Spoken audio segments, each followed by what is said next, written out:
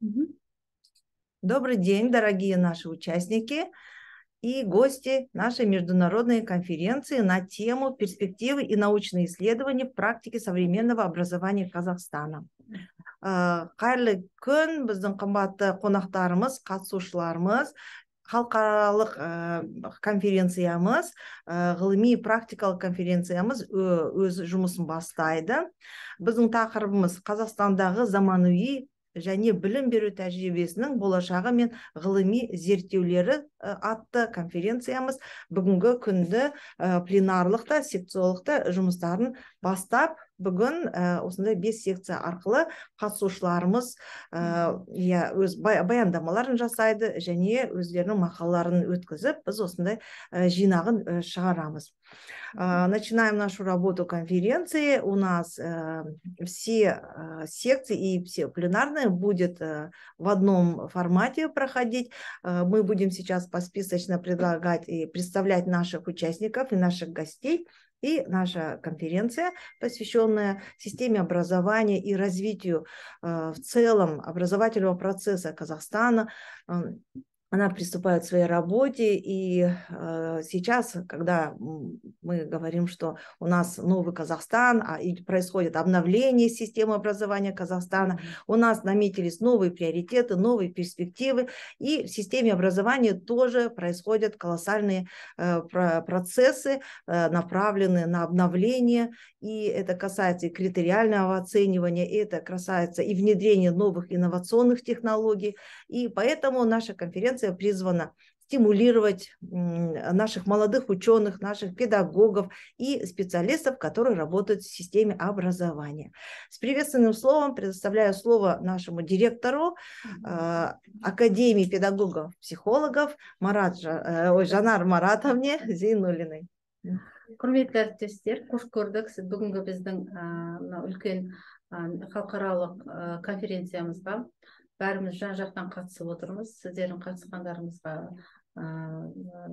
бүгінгі біздің конференциядан сіздер үлкен білім алады деп, осындай бір үлкен білім алады.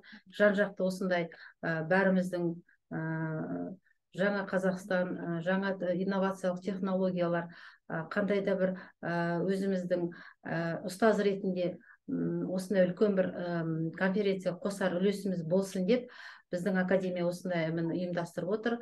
Біздің академияны таныстырып кететін болсақ, 2014 жылдан бастап жұмыс жасаймыз.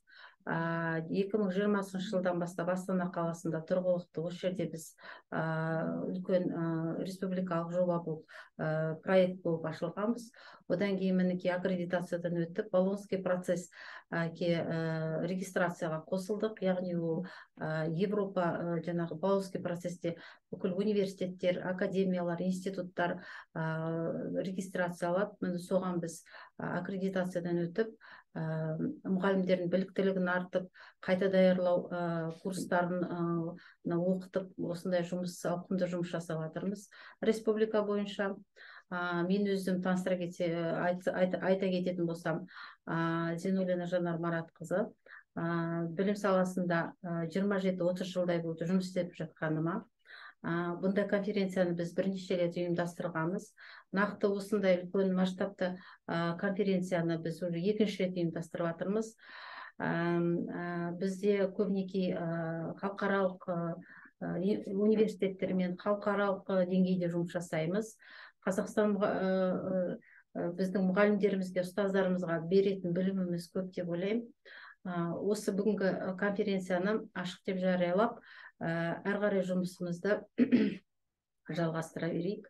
Сұрақтарыңыз болса, бізге чатқа жаза беріңіздер. Әріптестер тағы да қосылады деп ойлаймын. Қазіргі менің тақырыбым бойынша жаңа методика, буквограмма, әріптік таным деген Светлана Юлиановна Шишкова Москвадағы әріптесіміз бар. Кандидат, доктор психологических наук оқысы. ол кісі қазір бізге қатысып отыр. Сол кісінің методикасы бойынша мен өзім педагог ретінде жұмыс жасаймын. Ол кісінің соавторы болып келем. Сол туралы біраз қазір осы неде біраз түсіндіріп айтып кетемін. Нақты қазір сол кісіге сөз берсек, ол кісі де қазір біздің конференциямызға қатысып отыр. Светлана Юлиановна, мы вас тоже приветственное слово ждем от вас и по нашим проектам буквограмма. Да? Да, слово предоставляю. Спасибо. Добрый день, дорогие участники. Очень рада участвовать в международной научно-практической конференции. Очень важная тема – это перспективы и научные исследования в практике современного образования Казахстана. На самом деле очень много интересных процессов происходит. И сегодня хотелось бы, уже меня представили, хотелось бы немножко рассказать про инновационную методику буквограмма. Методике буквограмме больше 30 лет. Она переведена на международная методика. Она переведена на казахский, турецкий, иврит, английский, немецкий, испанский, казахский языки. То есть методика используется во всем мире. Многие специалисты в Казахстане прошли обучение и работают в частных коммерческих центрах, где занимаются развитием коррекции детей. Также применяется методика буквограмма в государственных образовательных учреждениях. Методика буквограмма – это такая интеграция между нейропсихологией, логопедией, дефектологией, педагогикой, возрастной и детской психологией.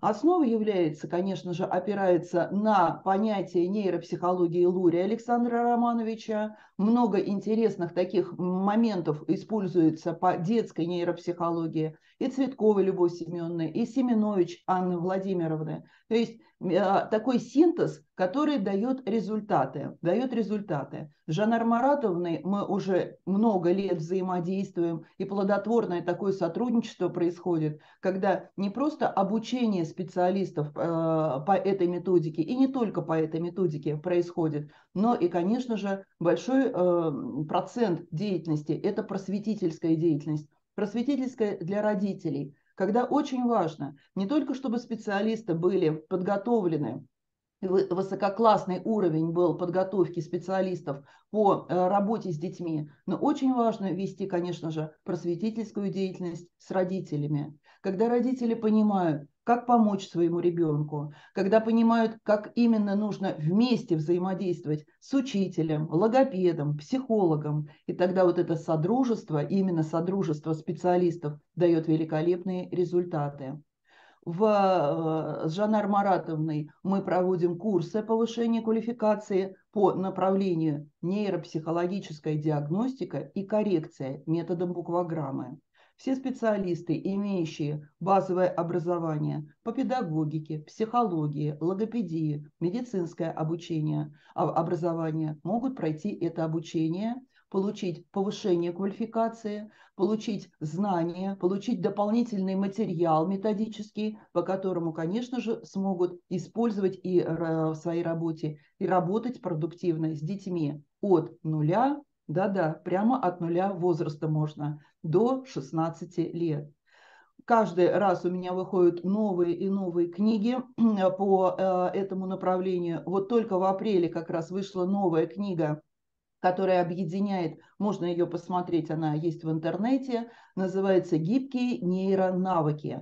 И она рассчитана для детей, работа с детьми от 4 лет до дошкольного возраста. Такой охват идет как раз по поводу дошкольника, как его подготовить правильно к школе, и подростковый возраст. Поэтому если специалисты или родители, у которых есть подростки или дошкольники, могут прямо брать эту книгу и по ней шаг за шагом проходить, прорабатывать именно нейромоменты, проводить стимуляцию или нейрокоррекцию. Я всем желаю успешного сегодня пройти успешно сегодня, как раз поучаствовать в конференции. Очень важное, очень значимое событие. Желаю, конечно же, новых открытий, инсайтов и как сейчас можно, ребрендинг, да, и какие-то новые изменения, когда мы что-то для себя делаем, открытие, и по-новому смотрим на новые какие-то вопросы. Спасибо большое. Всем хорошей, плодотворной сегодня работы. Спасибо большое. Кімге бересіз? Коллегам, біздің Түркияда коллегамызға Да. бересіз. Дорогие участники, вы можете задавать вопросы, можете участвовать в обсуждении, пишите в чат, а потом наши докладчики и наши выступающие остановятся отдельно на ваших вопросах. Спасибо большое. Следующее слово я хочу предоставить нашему гостю из Турции, Энвер Капаган. Представьтесь, пожалуйста, и очень приятно, что вы присоединились и, в качестве гостя и нашего, можно сказать, партнера, вот, большого специалиста и очень большого профессионала своего дела. И я думаю, что образование в Турции, оно очень большой вклад делает и в систему образования Казахстана, потому что многие наши студенты обучаются в Казахстане, в Турции. Потом они возвращаются в Казахстан, и у нас здесь работают и показывают большие результаты. И на основании этого в Казахстане открываются совместные школы, совместные центры. И теперь следующее слово вам. Большое спасибо. Selamünaleyküm bey, hürmetli konaklar. Menin Kazakçam çüçüt naçar bolsa keşiriniz. Erini Mayra Kunanbay kızı mağan aytkanda Jastar turalı, Jana Gılım turalı aytkanda men sözsüz katsamın dep ayttım. Türkiye'nin Bolu Abant İzzet Baysal Üniversitesi'nde İstanbul Mem Ankara arasında İstanbul'a 200 çağrım, Ankara'ya 130 çağrım mesafede işteyim. Türk Dili Ortalığında hazırda bizde 200'den aslan Kazak studentimiz var. 200'den aslan Kazak studentimiz var. Den sağlık, ekonomika, filologiya, bardik fakültetlerde studentlerimiz var. Şimdi aytı gerek bolsa köp yerden gelen studentler var bizde. Ötken aptamen Egip'te buldum. Andan burun İran'da buldum. Andan burun Katar, Kuveyt, Bosna Hersekova, Makedonya bulduk. 106 elden bizden student var. 106 el. Bırak mınaların işinde Kazak studentler caksı, şunu aytsam. Sol sebepten benim de katsasım geldi. Asobena Kazak studentlerde bolaşak ideyasının bolması biz için manızdı. Kelgende köp strandan kelgenler jumuz tabu ili başka jaktardan vakit ötküzemin ata anam ket dep aytım ben keldim dep aytsa Kazak studentlerinden köbü çok biz okuyup gılım alıp özümüzü jaksı usul maksadı men uslu jerdemiz dep aytsa bırak çıt ufak bir problem var. Bir neşesi bitkenden keyin de men Kazakistan'a bara almayımın. Benim maksadım o yerde turu dep aytsa biz son bizge jakmaydı mın adayı. Şunu aytsam. O sebepten Kazakistan'da gılım jaksı olsa da studentlerin o yerden de gelip bizden de alganın men birge sizge aytsa sol yerde bir nerseler üsuna maksat verse, kol verse daha jaksı boladı. Erini Kazakistan jas bir memleket. Daha 30-35 yıllık bir egemenliği var. 35 yıllık Türkiye'ye ben karadım. Kazakistan'la Türkiye'yi salıştıram dep aytsam 35 yıllık bolgan kezde Türkiye'nin 2-3 tane fabriki var idi. Başka bir nersesi yok idi. Kazakistan'a karasak jaksı damluğunu göremiz. Al bırak biz jaslarımıza karaganda tek kana Kazak geografyasında ösetin gılımı yemez. Rusya'dan, Avrupalık jaklardan, Türkiye'den başka ellerden de teknolojiyalık jaktan, idealık jaktan mutlak bizim almamız gerek. Әсіресе teknolojik жақтан. Кеткен студенттерін ассимиле болмау қайтадан келуіні bizim жеткізуіміз керек. Кеткен жерде ассимиляция болса, сол жердің идеясы менен ойланса, анда кетуінің bir mаңызы болмайды деп ойлаймын. Сол себептен мен осы жерде de келген Kazak studentlere her daim aytamın. Siz geldiniz, siz Kazakistan'dan bizge ne getirdiniz? Bizim balalarımızga ne ayttınız? İli siz ben birge okugan 106 elden balalarga Kazakistan turalı ne aytabildiniz? Ne öğretebildiniz? O sujede ketkende de bu balalardan ne alıp gidesiz? Manav hazır ki birinci günden sizin oylanınız gerek. Eğer bugünden manav oyunuza salmazsanız vakit ötkenden keyin bunun bir paydası sizge de bolmaydı, bizge de bolmaydı. Biz tek kana sizge bir diplom veremiz, diplomun da bir kıymeti sol vakitte bolmaydı dep oylayımın. Şimdi aytsam, siz benim bir jinasta bulma öte kuandım. Sizlerge tabıstılık dileymin. Surak olsa cevap veremin, olmasa sizge tabıstılık dileymin.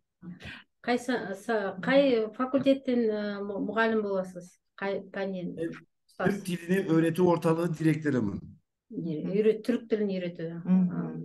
Ya. Университетте биылғы жылда біздің қазақ студенттер сіздерге жазылып жатыр ма? Тағы биылғы жылға. Bu yıl benim oyumca 300 ben 400 arasında student gelevatır. Bir жылға, иә? Сіздерде болған үлкен бір алапат жағдай болды. Соған біз енді шын көңілімізбен сіздерге көңіл білдіреміз. Қазақстан ат салып сіздерге көмектесті. Қазіргі биылғы жылда біздің елбасымыз Қасым-Жомарт Тоқаев қаншама биылғы студенттеріңізге мынау именно түрік студенттері Қазақстанға келіп оқуға грант бөлінді. Сол біздің бір үлкен, ол да бір үлкен көмегіміз. Яғни сіздер жақтағы студенттер енді Қазақстанның кез келген мемлекетіне, қаласына келіп білім ала алады. Бұрындар онда кішкене шектеу болатын. Түрік тілі университетіне бізге келемейтін. Қазіргі уақытта мен осындай грант бөлінгеннен кейін енді бұдан да біздің байланысымыз жақсарады деген ойдамын. Сіздердің осындай үлкен апат болғанын енді қайталанбасын. Отбасыларыңызға жақсылық тілейміз.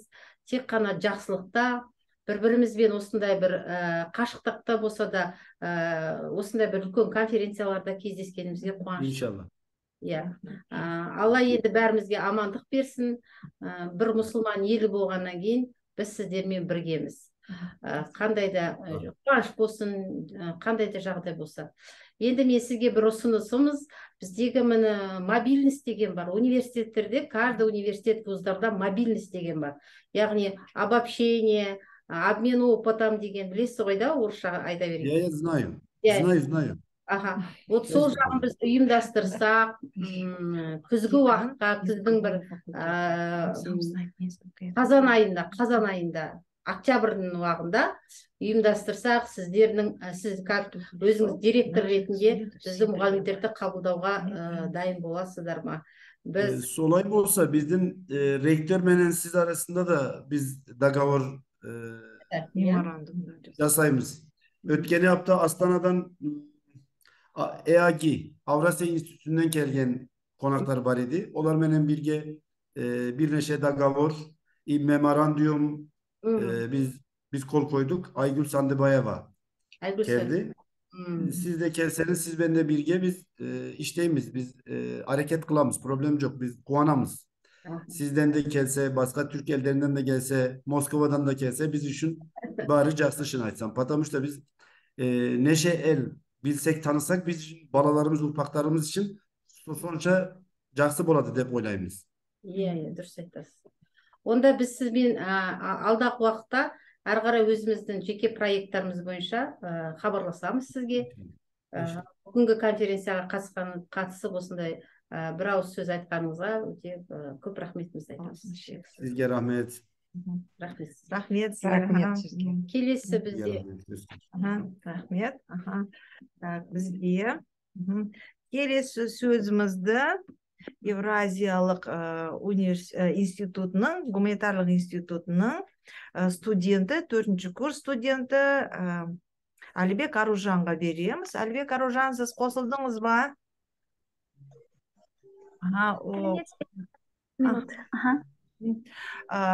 Тақырыбы жасөспірімнің сана сезім, өзіңіз айтып тұрсаңыз, иә?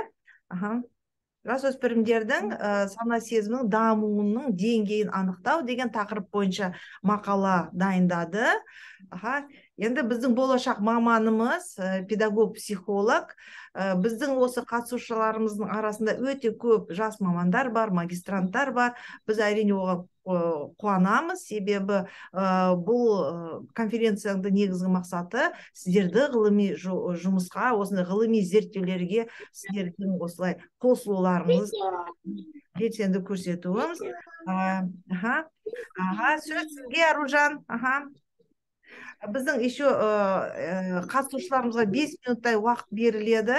Сондықтан осы регламент бойынша баяндама жасауға енді тырысыңыздар деген ұсыныс.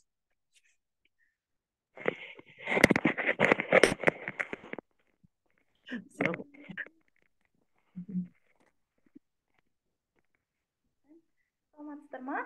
Менің зерттеуімнің тақырыбы ол жасөспірімдердің өзіндік санасының деңгейлері болып табылады. Жалпы бұның мақсаты, яғни 14-16 жас аралығындағы жасөспірімдердің сана сезімдерінің ерекшеліктерін зерттеу және де даму деңгейлерін қарастыру. Келесі бізде жалпы бірден эксперименттік жағын айтып кететін болсам, өйткені уақыт тығыз. Жалпы теорияда мен Дэвид Хокинс деген американдық ғалымның теориясын қолдандым. Яғни ол кісінің теориясына тоқталатын болсам, ол кісінің «Сила против насилия» деген кітабы бар. Және де ол кітапта ол адамның сана сезімі, ол жаңағы рухани негізінде түсіндіреді. Яғни ол кісі сана сезім деңгейлерін кітапта 17 деңгей бар екендігін көрсетіп кеткен болатын. Яғни ол төменге қарай бағытталады. Төмені ол, яғни адам өзін дегеннен және де ең жоғарғысы ол ағартушылық болып табылады. Жалпы айтатын болса, яғни ол кісі айтады, егер де адам ең жоғарыға қарай көтерілген сайын деңгейлері, адам өзін жақсы сезінеді, яғни оның өмірі үйлесімді өтеді және де өзін бақыттырақ сезінеді дейді. Жалпы менде осы теория негізгі болып табылады. Енді мен сол бойынша зерттеу кезеңдерін айтып кететін болсам, зерттеу кезеңдері менде 3 кезеңде жүргізілді. Яғни біріншісі ол анықтау кезеңі, яғни онда біз арнайы әдістер арқылы диагностика жүргіземіз. Менің таңдаған әдістерім ол 4 әдіс, яғни біріншісі ол Кун Макпартлендтің «Мен кіммін» әдісі, содан кейін осы Дэвид Хокинстің теориясына негізделген сұрақ. Сосын үшіншісі ол Столин және де Пантелеевтің өзіне қатынасын анықтау тест сауалнамасы және де төртінші өзін өзі бағалау зерттеу әдістемесі. Яғни анықтау кезеңінде мен Аружан, кешіріңіз сөзін бөлгеніме, нақты осы сіздің тақырыбыңызға орай, біздің жастардың сана сезім деңгейі қандай деңгейде көбінесе тұрады екен, және қандай себептен сондай болды, соны айтып бере аласыз ба? Көбінесе жалпы зерттеу жүргізгенде бізде төменгі және де жоғары деңгейлер бар. Сол жердегі орташасы, яғни 200 деген санмен беріледі. Яғни Дэвид теориясы бойынша ол бізде батылдық, яғни төменнен жоғарыға біртіндеп көтеріліп жатқан ортаңғы кезең. Және де зерттеу бойынша сол кезең болып анықталды менде. Яғни әртүрлі, бірақ шамамен орташа сондай деңгей.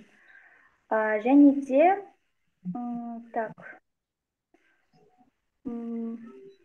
Она определила уровень самосознания. Мен қысқаша айтып кетейін, иә? По исследованию Аружан, она изучала уровень самосознания подростков. Это на базе 2 школ, Назарбаевская школа и Бином школа. И оказалось, что по теории Дэвида Хокинса дети подросткового возраста находятся на уровне 200, то есть там по теории на основании вибрации изучаются эмоциональные состояния, представления, убеждения молодежи. И по исследованию Алибек Аружан получилось, что наша молодежь находится на среднем и высоком уровне. Нас это очень радует. Я думаю, что это очень хороший показатель, потому что, согласно этой теории, когда уровень снижается, то это приводит к депрессии, к апатии.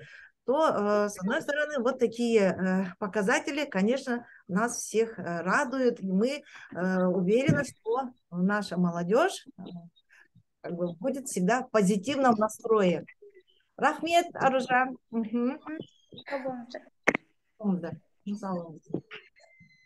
Так. Следующее слово мы предоставляем. Вы можете вопросы, комментарии писать в чат. Сұрақтарыңызды, комментарийларыңызды общий чатқа жазып кете берсеңіздер болады. Ал келесі біздің баяндаушымыз, айтып кетесің бе? Тема следующего, получается, секции у нас The Levels of Development of Self-Consciousness of Young People. Ее будет проводить студентка, да? Студентка... нет, вот это. Вот эта тема, да? Да. Вот эта тема. Прошу прощения. Следующая тема у нас будет называться Advantages of Mobile Gamification in Learning English Language at School. Ее будет... Сәлеметсіздер ме? Сәлеметхан, да? Иә, демонстрацияға разрешение бере аласыздар ма? Хорошо. Попробуйте.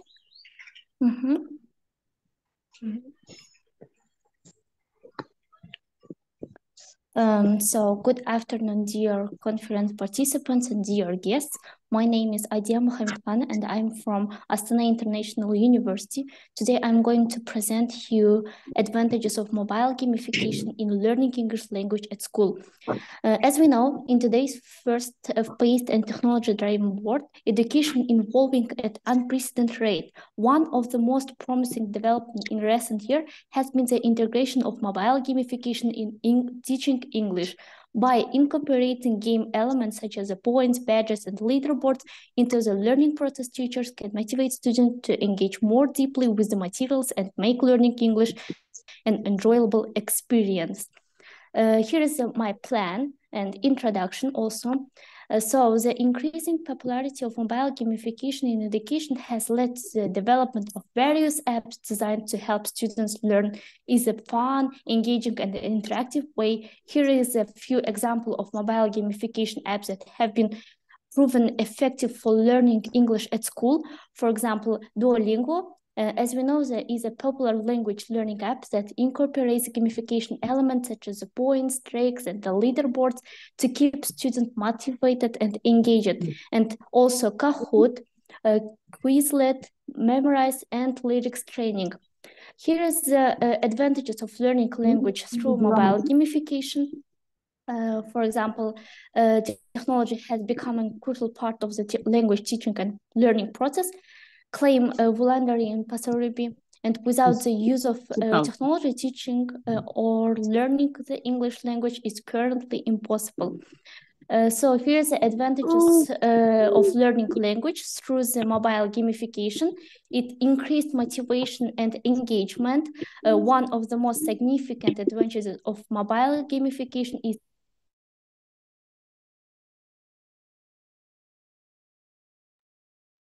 Кешіріңіз, мені естіліп тұр ма? Yeah? Also increased instant feedback and progress tracking and personalized learning experience. One of the critical challenges in teaching English is catering to students' varying skills and levels and learning styles. and peer collaboration and social learning, and increased access to learning resources. As the mobile devices become more prevalent, students have greater access to educational resources at their fingertips. And also, the last one is enhancing cognitive abilities. And as a conclusion, I would like to say that mobile gamification has a potential to revolutionize the way English is taught at school, making the learning process more engaging, personalized, and enjoyable for students. By incorporating game elements and leveraging the power of mobile devices, educators can create a dynamic learning environment that fosters collaboration, provides instant feedback, and caters to the unique needs of each student. So that's all. Thank you for your attention.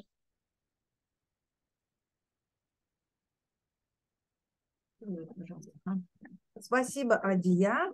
Очень интересный доклад.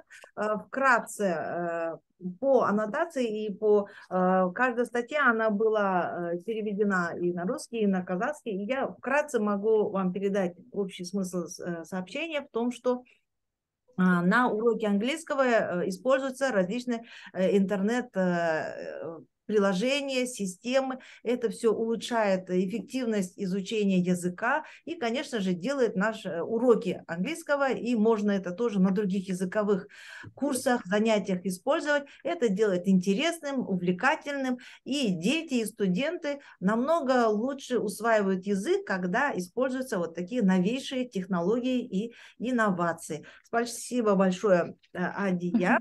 Так, и следующий участник, Кожагулова. Так, у нас участник Кожагулова, да? Гульшат, это вы? Скажите, пожалуйста, вот. Еще у нас Турдалиева и Токенова. Педагогикалық жоғарғы оқу орнында дифференциалдық теңдеулерді оқытудың әдістемелік мәселелері. Әуезов атындағы Оңтүстік Қазақстан университеті. Мен списоктың арасынан көрмедім. Может быть, вы подключились? Бар ма? Токенова Турдалиева деген біздің қатысушыларымыз. Так. Мы что-то не видим. Тогда слово предоставляется следующему выступающему. Проблемы современного общества. Утигенова, студентка магистратуры, специальность педагогика и психология, Международный университет Астана.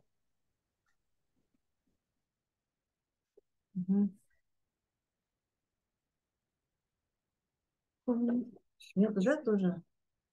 Так. Также у нас выступающих. Следующая у нас тема the effectiveness of using authentic video materials in English language, learning for development, listening skills of advanced learners.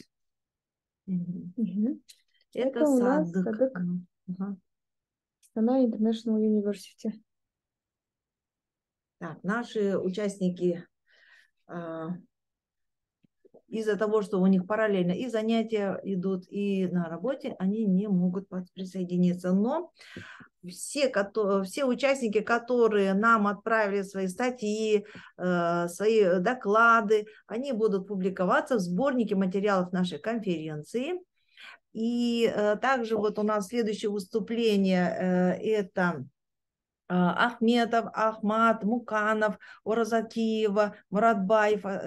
Это у нас специалисты-врачи из университета имени Асфендиярова, Национальный казахский университет в Алмате, Казахстан. И тема у них называлась или называется «Халықаралық факультетінің студенттеріне топографиялық анатомия пәнінен білім беру ерекшеліктері».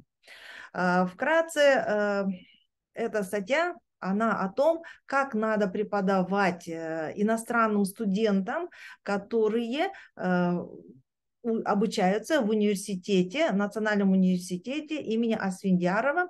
Это медицинский вуз, который находится в Алмате. И наши специалисты в своей статье поделились теми наработками, разработками, материалами, какие методы они используют для обучения иностранных студентов. Также в своей статье они делятся проблемами, которые встречаются у них в их работе, потому что, как вот наши предыдущие докладчики говорили, что когда студенты из разных стран встречаются в ВУЗе, они не только набираются знаний, они также делятся и своим опытом, своими знаниями. И вот в таком совместном обучении проходит обучение в наших университетах. Следующее выступление. Психологические особенности развития молодежи с учетом релятивности общества. Авторы Мамажанова и Рыскулова. ЕНУ университет имени Льва Николаевича Гумилева, магистрант 2-го курса, специальность психология, Астана, Казахстан. Есть у нас... Да, здравствуйте. Угу. Слово вам. Да, здравствуйте. Это я. Очень так, приятно. сейчас я быстро вам. Ага. Так, вот, мой экран видно, да? Да. Угу, отлично.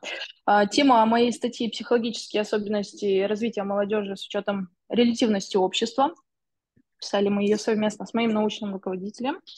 Вообще, начну с того, что казахстанская молодежь сегодня живет в постоянно меняющейся реальности и параллельно испытывает изменения идеологических устоев, то есть постоянный процесс социализации, да, непосредственно может иметь значимое влияние, то есть на сам процесс социализации, постоянная глобализация, развитие общества, можно так сказать, турборазвитие, да. В настоящее время, благодаря особенностям времени, больше это способствует существенному расширению горизонтов сознания молодых людей. И особенностью молодых людей считается возможность активного включения в процессы социализации. Как мы знаем, такие процессы требуют от молодого человека формирования готовности к выполнению определенных социальных ролей. Молодежь каждый день сталкивается с множеством задач. Этому способствует релятивно современное общество и быстро развивающаяся информационная революция. То есть молодежь берет на себя такие обязанности, как адаптация, коммуникация, формирование взаимоотношений, приобретение навыков через учебную, практическую деятельность. И наряду с достижениями в развитии собственной личности также расширяет свои возможности. Доктор психологических наук Симонович выделял 9 категорий, которые позволяют описать психологические черты молодежи, сфокусировавшись на том, как они относятся к различным аспектам жизнедеятельности. Таким образом, исследователи описывают особенности, которые являются характерными для современной молодежи в период общественного развития. В них входит в первой категории, если говорить, изменения в отношении к окружающей действительности, то есть смещаются акценты от отрицания, ограничений, запретов. Во второй категории у нас социальные медиа оказывают влияние на трансформацию самоотношения, придавая ему своеобразную рыночную ориентацию. В третьей категории ученый говорит о том, что акцент ставится на отношении к другим людям, которые сейчас склонны к уменьшению близких, глубоких контактов, что зачастую связывают с превышением виртуальных связей над живым общением. Четвертая категория – стремление молодых людей получать знания с помощью современных способов обучения, следуя актуальным тенденциям. В пятой категории исследователь говорит о том, что молодежь не имеет единого мнения относительно своей позиции в отношении работы и свободного времени. У современной молодежи наблюдается выраженная гедонистическая ориентация, которая ставит целью получения удовольствия. В шестой категории говорится о том, что молодые люди сегодня проявляют креативность и демонстративность в своем стиле жизни. И они более стремятся к активной самопрезентации. В седьмой категории говорится о том, что мыслительный процесс молодежи сегодня характеризуется большей свободой и ассоциативностью, отличается отказом от условностей и каких-либо ограничений. В восьмой категории мы видим, что молодежь адаптируется к современным условиям, более толерантна и уважительна к ценностям, убеждениям и выбору других людей. В девятой категории часть молодежи становится более пассивной в своем поведении, так как развивающиеся цифровые технологии заменяют ряд действий, которые ранее выполнялись людьми. Вообще, в своей статье доктор психологических наук Симонович, как я говорю, объясняет причину изменений, которые можно наблюдать у молодежи через изменения в социальной организации жизни. Это явление имеет вполне логичное объяснение, так как социально-психологическая структура личности неразрывно связана с конкретными социально-историческими условиями окружающей среды, в которой непосредственно люди развиваются. Да? Если брать другое исследование, например, ученого Тепскотта, где он говорит в своей смене парадигм о неизбежности социально-психологических изменений, и он относит современную молодежь к группе, которая имеет преимущественно позитивные качества. Они обладают творческими способностями, эти творческие способности позволяют им создавать уникальные продукты в онлайн-среде, которые мы можем наблюдать сегодня, сколько стартапов. Привыкание молодых людей к работе с большим объемом информации и высокой скоростью доступа к ней обеспечивает их способность быстро распознавать ложь, ожидать искренности и тактичности в общении с другими людьми. Также он говорит о том, что молодежь стремится избежать проблем, переживаний, превращая себя в потребителя. И стремится к независимости, самостоятельности, а также к защите своих прав на свободу слова и частную жизнь. Ну, а также к получению качественного образования. Такие ученые-исследователи, как Ионцева и Безбогова, описывают молодых людей как амбивалентных, изменчивых, с преобладанием прагматических установок, гедонистической ориентации. И характеризуют их как противоречивых и универсальных, а также упоминают другие их особенности. Вообще, очень много проводится исследований касательно онлайн-игр, в которых заинтересована сегодня молодежь. И эти исследования подтверждают, что в настоящее время именно онлайн-игры являются одним из наиболее распространенных способов проведения свободного времени. Например, в соответствии с данными исследования Института общественной политики, которое было проведено в 2019 году, каждый 11% опрошенных ответили, что утвердительным согласием на вопрос, есть ли в вашей семье игроманы. Среди молодежи эта цифра составила 8,1%. Тоже если брать грубо, каждый 10, да. На вопрос, какая именно зависимость имеется, наши респонденты опрошенные отвечали по поводу видеоигр 23,3%, то есть это почти каждый 4. Среди опрошенных, если выделить молодежь, то эта цифра составила 27,4%, то есть каждый 3. На вопрос, почему люди становятся зависимыми от азартных игр, молодые люди отвечали, что вот именно опрошенные среди 18 и 20 лет, 19% говорили о том, что это ощущение ярких и экстремальных условий, 77% неудовлетворенность предсказуемостью жизни, 14,4% социальная неблагополучность и почти 58,5% отмечали, что это легкий способ заработать. Такие ученые, как Ефимова, Богдан и Жешко, анализировали вопрос воздействия компьютерных игр на состояние современной молодежи. Извините, Также по данным... Извините, пожалуйста, очень интересный доклад. Вы знаете, у нас регламент, и у нас очень много выступающих, поэтому более подробно с вашими материалами, вашей статьей все наши участники могут ознакомиться в материалах нашей конференции. Да? Но если есть сейчас вопросы, пожалуйста, я думаю, кто занимается этой проблематикой или действительно кому интересно узнать, задать свой вопрос, вы можете это сделать в чате или сейчас это сделать, но у нас регламент. Извините, пожалуйста, что прерываю ваше выступление. Хорошо, спасибо. Спасибо вам большое. Действительно, вот вы видите, да, разные исследования, и мы получаем разные результаты. И нас радует, что наши молодые студенты, они изучают современные тенденции, происходящие в нашем обществе. И я думаю, что на основании этих данных будут приниматься меры для профилактики девиантных форм поведения. И в будущем в целом комплексный подход в работе и психологов, и других специалистов поможет нам и развивать нашу молодежь в правильном направлении. Я думаю, конечно же, вот такие вот показатели, они дают объективную картину того, как у нас обстоит дело. Спасибо большое. И теперь мы переходим на следующую секцию. Так, Так, вот остальные докладчики, вот мы смотрим всех участников, кто у нас подключился и кто у нас присутствует. И поэтому следующее выступление у нас по секции психолого-педагогическое сопровождение учебно-воспитательного процесса в общеобразовательных и дошкольных организациях.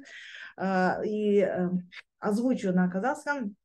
Жалпы білім беретін және мектепке дейінгі ұйымдардағы оқу тәрбие процесін психологиялық педагогикалық қамтамасыз ету секциясы бойынша келесі баяндамалар бізде бар. Жолдаспекова, это Государственный специальный коррекционный детский сад номер 33 Ахбота, город Шымкент. Тема доклада или тема материала статьи «Использование здоровьесберегающих технологий в дошкольных учреждениях для сохранения и профилактики здоровья детей с нарушением зрения в инклюзивном образовании». Вы знаете, я хочу сделать вот такой маленький комментарий. Именно по секции инклюзии у нас было больше всего заявок и больше всего материалов. Это говорит о том, что действительно это очень актуальная проблема на сегодняшний день. Инклюзивное обучение и образование у нас сейчас действительно очень хорошо развивается. И здорово, что наши специалисты, наши педагоги интересуются этими проблемами. Так, Жолдаспекова. У нас по списку ее в списке участников нету. Но раз нету, мы идем дальше. Следующее выступление. Жолдаспекова, тоже однофамилец. Аутизм бар балаларды оқытудағы кешенді әдістерді қолдану. С материалами этих выступлений вы можете ознакомиться в сборнике материалов, в сборнике статей. Тоже город Шымкент, Казахстан. Следующее выступление у нас Исаева. Көру қабілеті бұзылған балаларды музыкада, қарапайым аспаптарда ойнау арқылы есту, есте сақтау анализаторын дамыту. Тоже коррекционный детский сад 33 города Шымкент, Ахбота. И наши участники, к сожалению, не смогли присоединиться. Да. И также у нас участниками являются Айтбаева, Алтынсарин, Кел балалар оқулық Шымкент қаласы, білім басқармасының мемлекеттік арнау коррекциялық номері 33 балабақша Ахбота. К сожалению, тоже не смогла присоединиться. Батиева, құм терапиясы және құмдағы ғажайыптар деген мақала Шымкент қаласы, сол балабақша, номері 33 коррекциялы балабақша Ахбота, ол да өкінішке орай қосыла алмады. И у нас еще тема методы психокоррекции агрессивного поведения среди детей. Студентка ЕАГИ Юлия Господарь, а также педагог-психолог специального детского сада Асыл Бубек номер 64, Астана, Казахстан. Жанат Ахмедова. Здравствуйте. Здравствуйте, очень приятно вас всех слышать, видеть. Что я хотела сказать, вообще сейчас 21 век, это самая агрессия, самая очень актуальная тема на сегодняшний день. И вот эти агрессивное поведение наблюдается уже с дошкольного возраста, то есть это бич 21 века. И вот очень много, конечно, ученых, психологов, педагогов, которые поднимали эту тему агрессивного поведения детей. И так в чем же причина, почему сейчас как вы думаете, коллеги, почему сейчас очень много стало агрессивных людей? Как вы думаете? Ну, это, наверное, все-таки, говорят же, дети – это отражение общества, да? И поэтому все-таки дети – это наше отражение нашего общества. То есть сейчас социальное неравенство, в первую очередь, да, социальное неравенство. И вот те дети, которые у которых, допустим, начиная, если взять дошкольный возраст, у которых красивая игрушка, а у одного ребенка нет этой игрушки, это уже тоже вызывает агрессию, да? То есть с таких мелочей начинается агрессия. Потом все зависит от семьи. Семья – это наша ячейка нашего общества, да? И поэтому, если в семье родители агрессивны, то, конечно, этот ребенок будет приходить и проявлять вот эту агрессию в обществе, то есть в том же детском саду, в той же школе, да. И поэтому это очень такая большая глобальная проблема. Какие виды агрессии мы знаем? Вот виды агрессии. Бывает агрессия вербальная, да, физическая, бывает обида, да, бывает агрессия, негативизм, да, раздражение, косвенная агрессия, да, подозрительность, то есть чувство вины, да, то есть из таких мелочей все постепенно, если не прорабатывать, то есть начиная с детского сада, если не работать с ребенком, то она постепенно проявится в очень большую проблему. Проблему, во-первых, этого человека, у которого внутри это сидит агрессия, во-вторых, проблема большая для нашего общества, потому что он выйдет в общество и будет это, свои агрессии проявлять в том же детском саду, в той же школе, да, или где-то в общественном месте. Сейчас это, допустим, очень большая актуальная проблема. Опять же, с чем это связано? Сейчас родители, как у нас поменялись духовные ценности. Если, допустим, раньше были ценности духовные на первом месте, а сейчас у нас ценности материальные. И вот родители в погоне за тем, чтобы обеспечить своих детей, да, материально, да, чтобы у них так были они красиво одеты, там ходили дальше обучались, ходили какие-то развивательные центры, да, они хотят побольше заработать деньги, они хотят разносторонне развивать своих детей, но в то же время бич, как говорится, с другой стороны, это опять же побочно. Им самое главное, им не хватает тепла родительского внимания, и поэтому дети предоставлены сами себе. Они не видят родители приходят вечером уставшие, и даже между собой не беседуют, а спрашивают: ты поел, ты сыт, ты одет, ты чистый, ты сделал уроки, чисто вот такой диалог между родителями. А они не спрашивают, какое настроение, что у него, допустим, произошло в садике, как он провел день в школе, возникли ли у него какие-то там конфликты, может быть, он без настроения пришел домой. Они этого не видят, уставшие, видят, что ребенок сидит перед ними целый невредимый, и каждый занят своими делами. То есть вот такое поведение, опять же, ребенку не хватает внимания и постепенно отдаляются они друг от друга.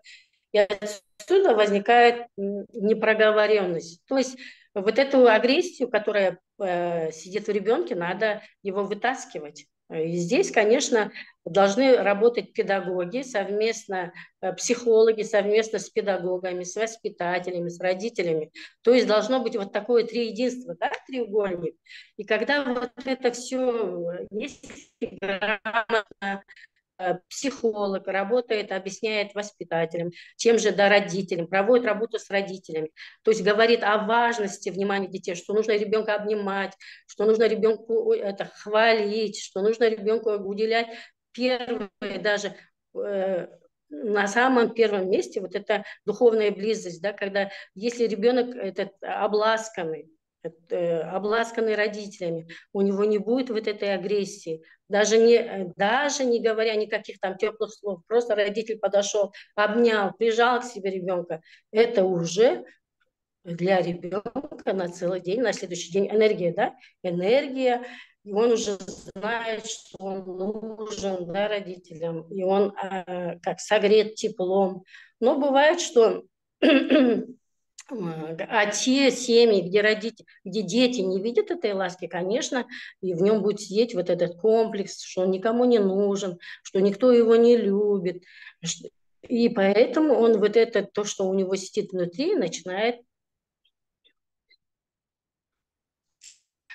и говорить. И какие же методы коррекции агрессивного поведения, да? То есть это сказкотерапия, может быть, игровые, да, сейчас же у нас в детском саду, допустим, вот я работаю, да, все, сейчас мы с этого года все поменялось, да, то есть начиная от воспитателей, начиная от специалистами, да, начиная от психологи, все проводят в игровой форме, то есть и игротерапии, да, почему игротерапия, почему решили проводить в этой игровой форме, потому что ребенок в игре раскрывается, ребенок находится в естественной среде, и поэтому ребенок будет себе говорить, вот что ему нравится, что ему не нравится, как бы он себя повел в этой ситуации. То есть в игротерапии создавать такую ситуацию, да, там может конфликтная какая-то ситуация, которая именно в этой группе есть у ребенка. И они когда вместе видят, как нужно выйти, как нужно правильно себя повести. Ребенок это проговаривает, другие дети это говорят.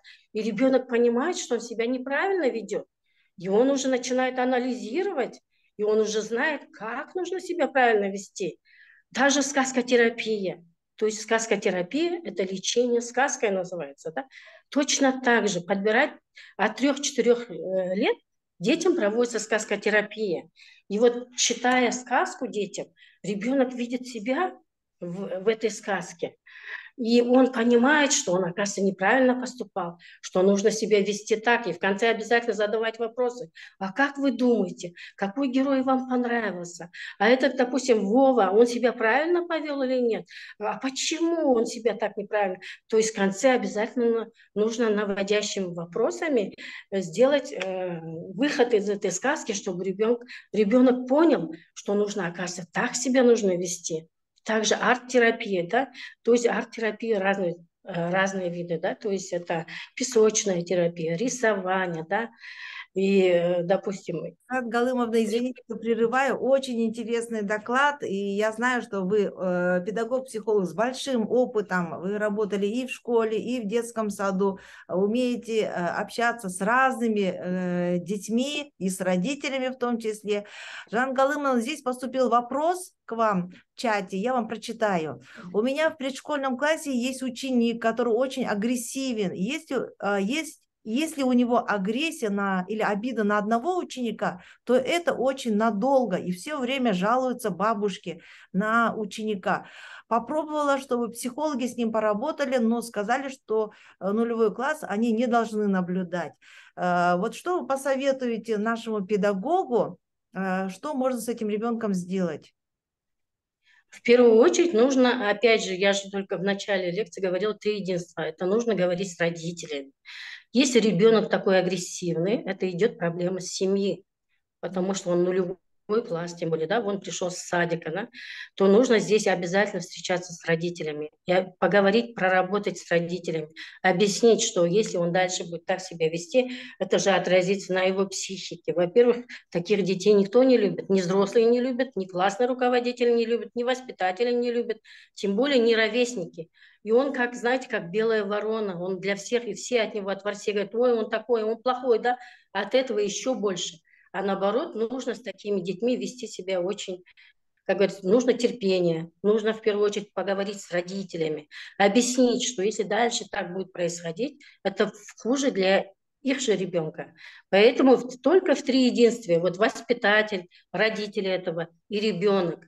Если ребенку родители будут говорить каждый день хорошие слова, да, вот раньше в диких племенах, если, допустим, взрослый человек сбивался с пути, то все собирались и ему говорили хорошие слова, напоминали, какой ты хороший, а как ты раньше так поступал, да? Это как тоже психотерапия. Если родители будут говорить его, хвалить, может быть, никто ему и теплых слов-то не сказал, может, он не слышал в семье этих теплых слов. Поэтому нужно вот и воспитателю создать такую ситуацию, где, наоборот, похвалить.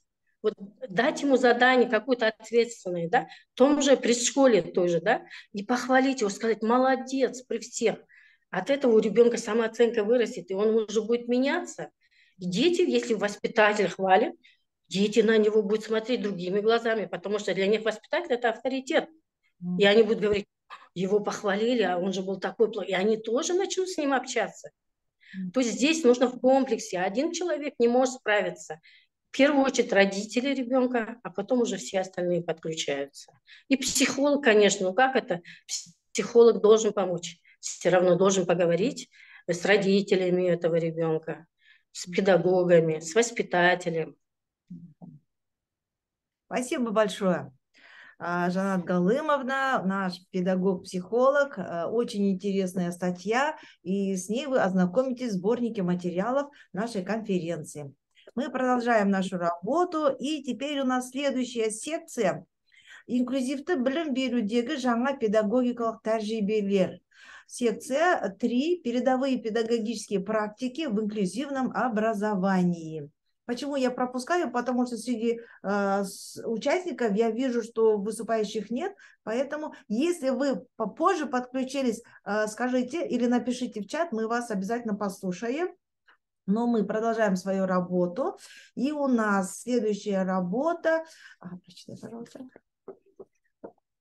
Advantages of mobile gamification in learning English languages at school. По-моему, это уже было. Мухаммедхан рассказывала. Мухаммедхан? Да. Ага, разве? Да. Это тоже та же тема. Да? Все. Все. Тогда следующая тема. Основные критерии выявления расстройств аутистического спектра у детей дошкольного возраста. Мукашева и Бондаренко. Есть у нас среди участников? Нету, да? Идем дальше. Роль игр на уроках английского языка младших классов. Орынтаева. Так, студентка 3-го курса Международного университета Астана, Казахстан. Так, и следующее выступление. Артикуляциялық моториканы дамыту, сөйлеу қабілеті бұзылған балалардың дыбысты айту түзетудің тиімді құралы ретінде. Аким Гожаева, КГУ, кабинет психолога педагогической коррекции Алматинского района номер 1, Алматы. И Мария Жумагана Бельгебаева, логопед, дефектолог, сурдопедагог, Астана, Казахстан. Это не она? Ага. Нет. Жумагана, слово вам. Ага. Так. Здравствуйте, уважаемые коллеги, родители. Я хотела бы с вами пообщаться и рассказать вам, как нужно работать с нашими детками, с особенными детьми. Вот недавно я прослушала выступление психолога, мне оно очень понравилось. Там она много говорила о любви к детям. Так вот, если нет любви к детям, родители, как правило, они много работают.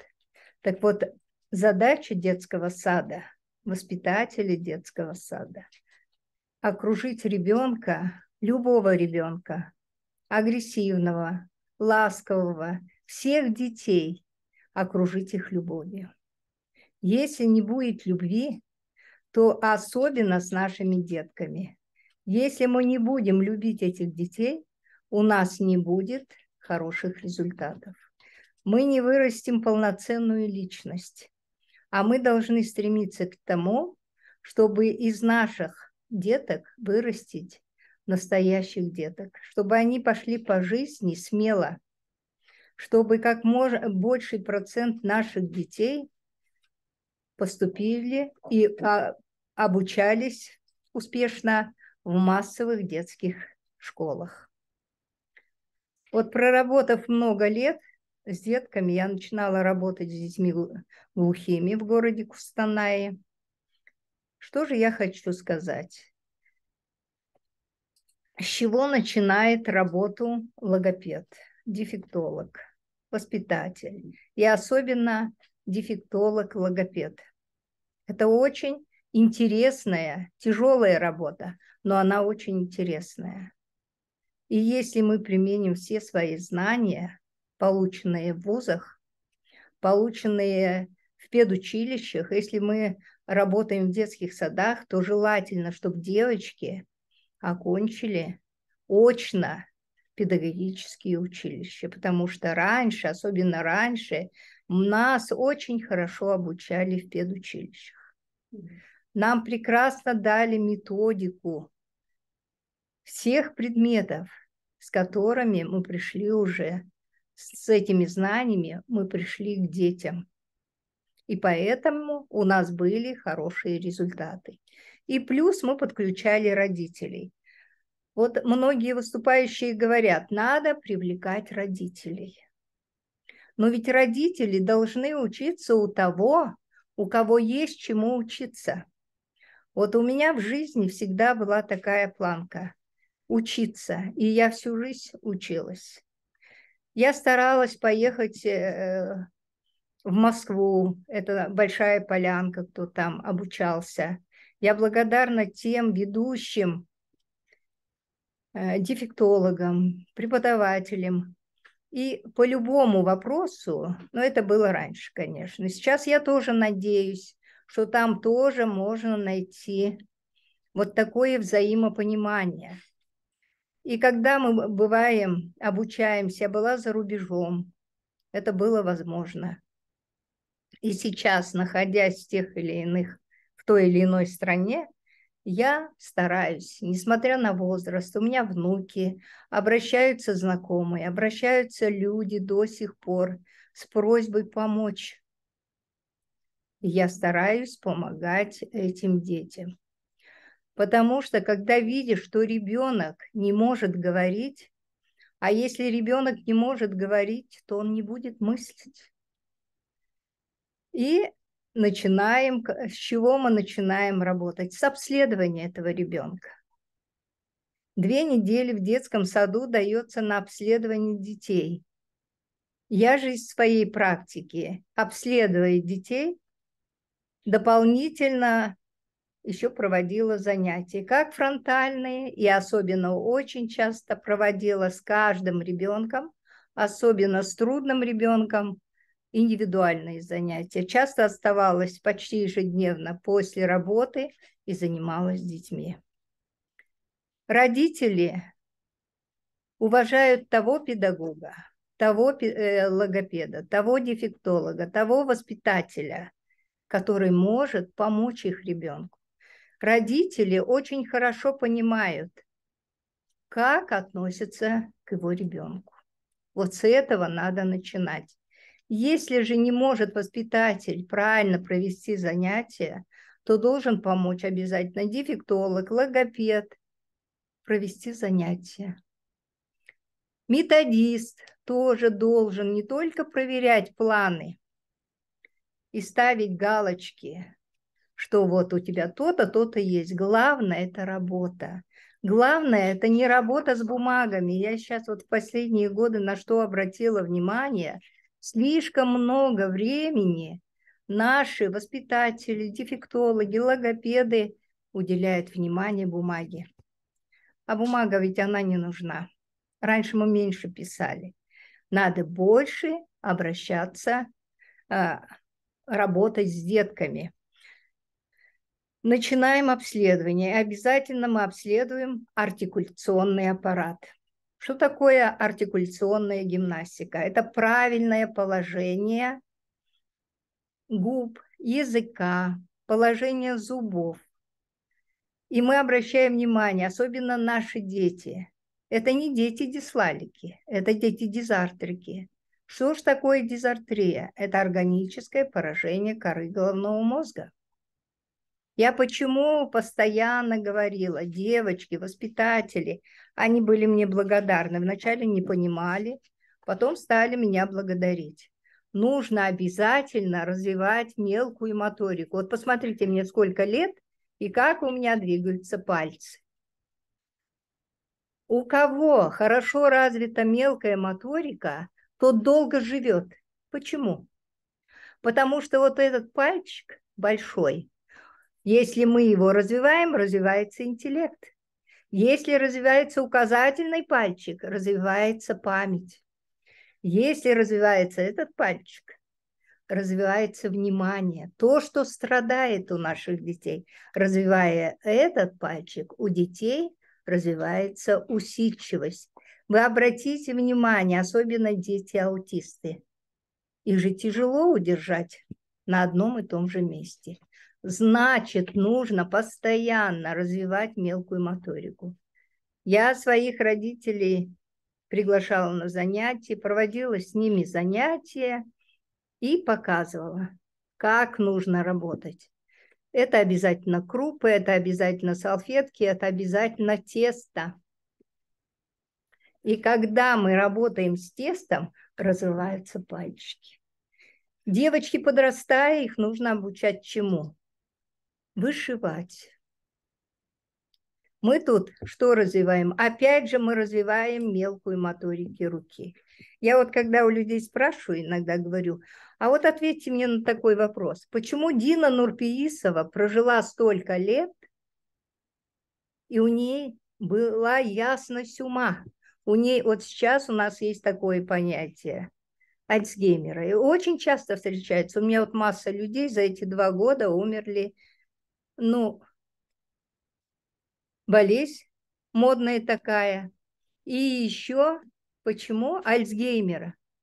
Да потому что пальцы не двигаются у них, у этих людей. Надо больше. Значит, и мужчинам, и женщинам, если хозяйка дома готовит пельмени, то нужно за этот стол сажать всех. Мужа, дедушку, бабушки, деток. Дети как любят это делать. Пусть детки ваши, купить надо им скалку или сделать эти скалочки. Пусть они катают. И потом это очень дешево. Если нет денег, я родителям всегда говорила, хотя разные были родители, дети из разных семей. Вот недавно был День Победы, мне массу прислали фотографий, дети, их родители, как они отмечали этот праздник, День Победы. Они прислали фотографии своих дедушек, своих бабушек, да, бабушки воевали. И вот мне приятно, что эти дети отличники. Вот у меня один ученик учится в 84-й школе, отличник. В 62-й школе отличник, в 31-й школе. И очень много через мои руки прошло детей. Я здесь давно живу, в Целинограде.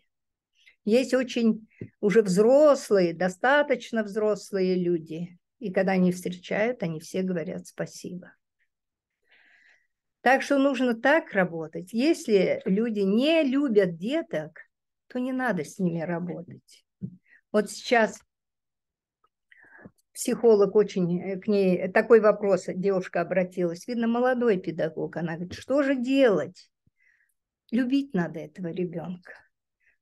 Вот нужно правильно писать план, не то, что вот много мы пишем, как нужно правильно писать план воспитателю. Надо цели правильно поставить. Образовательные цели, воспитательные цели и коррекционные цели. Обязательно. И затем уже и организационный момент. Вот мы пишем план. Первый у нас. Что мы пишем? Организационный момент. Как нужно правильно его провести? Деток ставим в круг. И воспитатель что говорит, обращаясь к деткам? Детки, мы должны все с вами поздороваться. И вот этот ребенок, который агрессивный, его надо поближе к себе поставить и говорить, Петя, здравствуй, Петя, поздороваться с ним. Петя, а ты поздоровайся с Вовой. Он и так по цепочке здоровается. Дети, а с кем мы еще должны поздороваться? С чем еще должны мы поздороваться? Ручки все поднимем и говорим. И у вас должно быть на листе, на большом. У меня, например, солнце до сих пор оно есть дома. Вот, солнце. И мы, обращаясь к солнцу, говорим, головки все подняли. Здравствуй, солнце золотое. И на бумаге там голубое. Здравствуй, небо голубое. Здравствуй, ветер. Здравствуй, дождь. И вот эти движения. Здравствуй, дождь. Они говорят, я говорю, как, боитесь дождя? Ой, холодно. Я говорю, нет, дождь приносит пользу. Здравствуй, снежок. И вот салфеточки быстро пробегу, несмотря на возраст, я очень быстро бегаю. Салфетки быстро порву и бросаем вверх и говорим. Белый снег пушистый, зимой особенно. В воздухе вот вам развивается мелкая моторика. И это ничего не стоит, это копейки, да? Я родителей просила, мне всегда приносили. Я говорила, Наташа, ну принесите, пожалуйста, пачку красных салфеток. А вы, Тамара, принесите пачку коричневых салфеток. А вы, Володя, я и пап заставляла, принесите 2 пачки белых салфеток. Никто никогда мне не отказывал. Ни один. Или я просила, у меня была девочка Дашенька без руки. Папа был такой замечательный. Мы когда делали этот протез, я еще занималась тем, что тем родителям, которым тяжело живется, я находила спонсоров. И сама, сколько могла, я тоже вносила свой вклад. И он сделал нам такой вот космос, понимаете? С чего уж он сделал, я не знаю.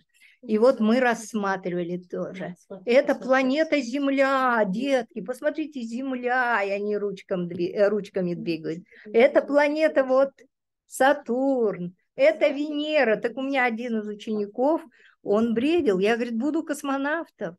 Теперь же он говорит, я буду архитектором. Хороший мальчик, часто вы, наверное, его видите, во 2 классе он учится, часто выступает по телевидению. Так что от нас очень много зависит. А как развить артикуляционный аппарат? Вот я хочу вам рассказать. Вы знаете, у наших деток очень плохо двигаются губки. Вот, значит, мы что должны делать? Улыбку, трубочку. Улыбаемся. Как кто улыбаемся? Как солнышко улыбается. Кто еще хорошо умеет у нас улыбаться? Петя умеет улыбаться. Он самый у меня подвижный. Петенька, улыбнись. И у меня всегда зеркало. У каждого ребенка было зеркало. Те, кто не мог купить, я находила спонсоров. И некоторые спонсоры приносили даже в детский сад. Я в последние годы работала в детском саду номер 64. Они набрали игрушек, уже я там не работала. Принесли игрушек на 200 тысяч где-то купили. Можно найти людей, если правильно подойти. Но я старалась, чтобы помогали в основном тем семьям, которым тяжело. Вот была у меня девушка, женщина Марина, одна с 2 детками. И помогали мы. Вот. Чтобы язычок, я несколько скажу, еще язычок. Нужно губки обмазать деткам вареньем. Слегка. И вот движение. Ой, молодец, вы так хорошо делаете. Как вас зовут? Классно делаете. Алмагуль. Молодец, Алмагуль. Так, язычок сделали трубочкой. Потом играть. Мячик показывайте и говорим. Вот у нас это ворота правые, а это левые. Мы будем загонять мяч. Мы будем играть в футбол. Языком, да, внутри? И язычок бегает. И потом я классно делаю массаж языка. Жимаган, извините, к сожалению, у нас время ограничено. Все, девочки, вам большое спасибо. Я вот смотрю, еще красивая девочка сидит, белокурая. Это наша выступающая. Вот. Спасибо вам. Да. Более подробно с материалами доклада по развитию артикуляционной моторики для развития речи вы ознакомитесь в нашем сборнике. А мы сейчас предоставляем слово Альсипуловой Бибігүл, Алматы областының білім басқармасы номер 3 областық арнайы мектеп интернаты и тақырып ерекше білім беру қажеттілігі бар оқушылардың ата-аналар мектеп құру арқылы қолдау. Дайсыз ба? Да. Так, пока наша выступающая готовится, следующее выступление у нас будет формирование коммуникативных навыков с детей с особыми образовательными потребностями. Бибігүл, естіп тұрсыз ба?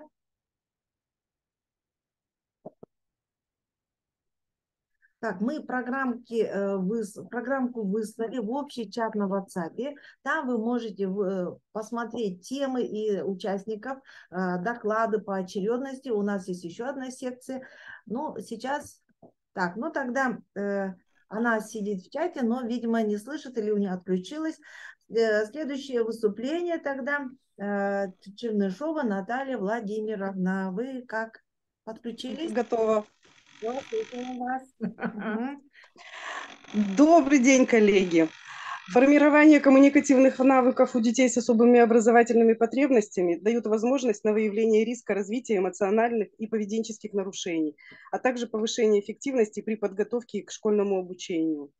Игра как ведущая деятельность развивается на протяжении всего дошкольного возраста. И именно в процессе игры у детей совершенствуются коммуникативные навыки, социальные мотивы и потребности, а также эмоционально-волевая сфера.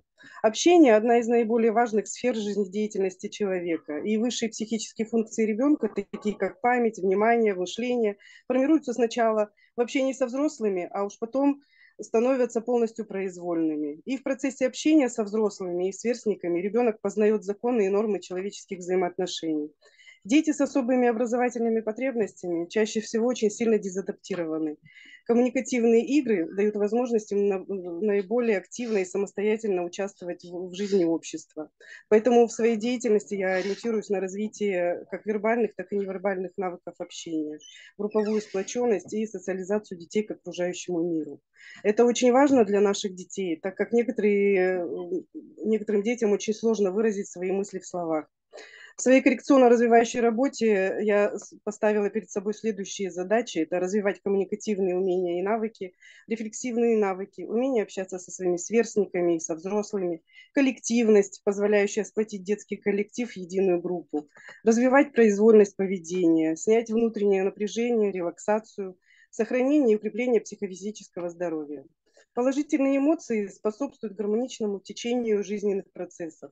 Негативные эмоции несут в себе деструктивную функцию, которая можно изменить отношение ребенка к игровой деятельности, влияя на его поведение и отношение к окружающим. И один из способов научить ребенка общаться является игра в кругу. Это и есть способ объединения того, что было разобщено в единое целое. Игры в кругу учат детей слушать и действовать по речевой инструкции, развивают невербальные и вербальные навыки общения, групповую сплоченность. И во время игр прорабатываются движения, взятые из обычной повседневной деятельности. И ребенок с особыми образовательными потребностями постепенно учится применять принципы двигательной активности, развивается координация движений. Учитывая индивидуальные способности детей СОП, я подбираю игры по их возрастам, уровню развития, которые использую как в свободной деятельности, так и на занятиях. И игры учат детей выполнять соотносящие действия, слушать и действовать по речевой инструкции, по цветовому сигналу, развивают невербальные навыки общения, внимания, логическое мышление, развивают точность движения рук, зрительно-моторную координацию, эмоциональный контакт друг с другом, умение работать в коллективе. И используя игры в кругу дети с особенностями становятся более общительные, включаются в совместную деятельность, лучше слушают, выполняют инструкции взрослых и также детей, учатся уступать друг другу, соблюдают очередность в занятиях, где это требуется, и больше, естественно, общаются друг с другом и с окружающими, что впоследствии благотворно влияет на их общение и обучение в школе. Спасибо за внимание. Ой, а как все включила. Спасибо, Наталья Владимировна. Ага. Спасибо большое. Наталья Владимировна тоже педагог-психолог с большим опытом. Она имеет большой опыт работы с детьми, с особыми детьми. И я знаю, что у вас очень хорошие результаты в работе как с детьми, так с педагогами, так и с родителями. Ага. С этим материалом вы можете также ознакомиться в сборнике наших материалов. Конечно же, я думаю, очень важно, когда наши педагоги, специалисты делятся своим опытом для того, чтобы распространить, с одной стороны. С другой стороны, это и авторская работа. Конечно, очень много у нас разработок и очень много методов, которые описывают наши участники. Ну, к сожалению, они не были озвучены сейчас в докладе, но они все в распечатанном виде, в виде таких вот бумажных материалов, они все представлены. Я думаю, это очень важно делать, потому что, чтобы этот опыт не потерялся, чтобы его могли использовать и в других школах, садах, и в других учреждениях. Поэтому, я думаю, это очень большая работа по освещению наших таких вот новшеств, наработок, и это нужно всегда делать. Еще лучше, если вы издаете в виде методичек, в виде учебников, потому что, конечно, все работают и у всех есть свои результаты, но когда это уже систематизируется и распространяется, я думаю, это большая работа. И как работник Евразийского института педагогического мы готовим разных специалистов. Это и воспитатели, это и педагоги, это и педагог-психологи, но у нас до сих пор чувствуется большая нехватка учебно-методической литературы. До сих пор нет своих работ, которые показывали, как вот наши наработки, как наши достижения работают у нас в Казахстане, среди наших детей, среди нашего населения.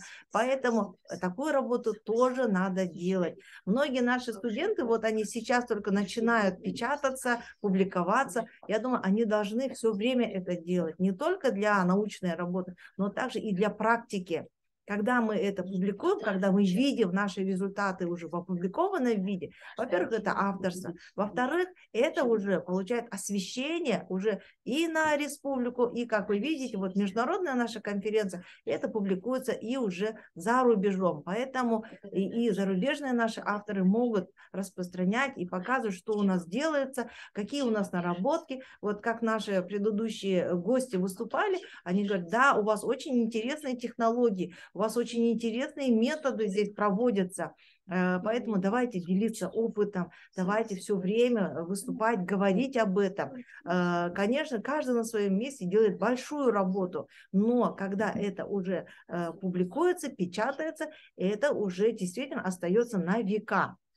Пусть это даже в интернете, пусть это даже как в виде учебников, но все, что как бы написано, как бы, как это говорится, да, не вырубишь топором. Не вырубишь топором. Да. Поэтому пока мы не научимся сами это действительно публиковать, выпускать, и многие наши специалисты говорят, а как писать статьи? Конечно, это надо делать, и тогда все получится. Поэтому я за то, чтобы все наши участники отправляли свои материалы, пусть это будет наша академия, пусть это будут другие издательства, журналы, очень много сейчас научных журналов и научно-практических журналов, поэтому пускай все ваши наработки, новшества не теряются, не забываются.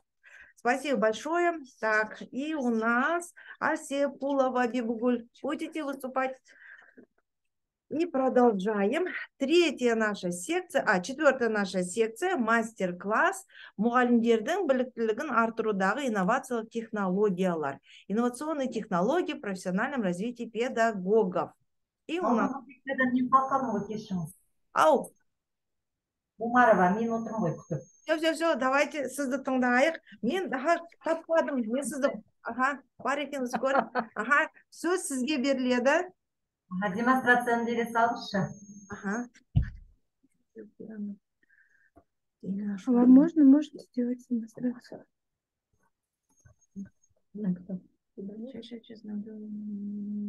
Попробуйте демонстрацию включить. Все видно вас. Қайырлы күн, құрметті бүгінгі конференцияға қатысушылар, сіздерді Жетісу облысы Талдықорған қаласынан жалынды сәлем. Ең алдымен бүгінгі конференцияны өткізіп ұйымдастырып жатқан жаңағы академияның қызметкерлеріне, басшыларына үлкен алғысымды айтамын, және өздерінің бар білетіндерімен бөлісіп жатқан әріптестеріне үлкен табыс тілеймін. Сонымен қатар айта кеткім келетін дүние жаңағы артикуляциялық жаттығуларды жасау туралы көрсетіп жатыр апайымыз. Сондай үлкен тарихқа оралған сияқты болдық. Біздің кезімізде деп сөйлейтін жасқа біз де келіп қаптық, бірақ сіз сияқты үлкен кісіні көріп, тәжірибеңізбен бөліскеніңізге мен үлкен рахметімді айтқым келеді. Жаңағы сіздің көрсеткен бізге қарапайым болып көрінетін артикуляциялық жаттығуларды мен қазбаларға ақырындап жасап көрсетем, хотя логопед болмасам да. Болашақта переобучаться еткім келеді. Балалар соның өзін жасауға қиналып жатады.